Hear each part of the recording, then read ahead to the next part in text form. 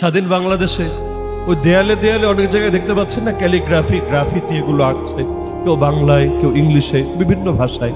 ভালো উদ্যোগ, যে কোনো জিনিসকে স্মরণীয় রাখার একটা উদ্যোগ। আমরা পারি নাই, আমরা ব্যর্থ ক্ষেত্রে। 2013-তে আমাদের কত ভাই মারা গেল, শহীদ আবু সাইদের নামে চত্বর হলো, আমরা কারো নামে চত্বর বানাতে পারি নাই। তাহমিদের নামে আজকে নরসিংদী থেকে আসার পথে দেখেছি চত্বর হয়েছে, আমরা কারো নামে চত্বর বানাতে পারি নাই। মুগ্ধর নামেও হয়তো অনেক কিছু হবে, আমাদের ব্যর্থতা, আমরা কারো নামে কিছু বানাতে পারি নাই। কিছু ছেলে আগ্রহী হয়ে তারাও গেল, তারাও গিয়ে দেয়ালে আরবি গ্রাফিতি লিখতে শুরু করলো। মাদ্রাসার ছেলে আরবিতে গ্রাফিতি লিখছে। আরবি মানেই কিন্তু কোরআনের আয়াত না, আরবি মানেই কিন্তু হাদিস না। আরবি একটা ভাষা, সেই ভাষায় উপদেশ আছে, সেই ভাষায় অমূল্য বাক্য আছে।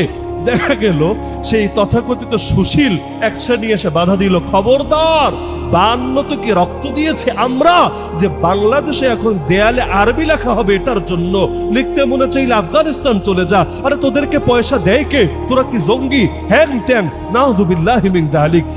শহীদ মিনারের সামনে এসে শোনা কোরিওগ্রাফি করে ইসলামি না, এটা বন্ধ করে বলি। বাংলাদেশের ভাষার লোকে হাসিলা করেছিল, রফিক জাম্মারা জীবন দিয়েছে বাংলা ভাষার জন্য।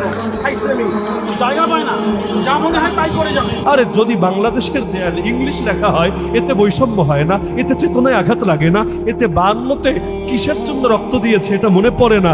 খালি যদি আরবি দেখে, উর্দু না, উর্দু ধরলাম তা পাকিস্তানের সঙ্গে মিলে যায়, অ্যালার্জি থাকতে পারে, কিন্তু আরবি তো কোরআনের ভাষা, আরবি তো হাদিসের ভাষা, আরবি তুই মরার পর তোর মুখেরও ভাষা।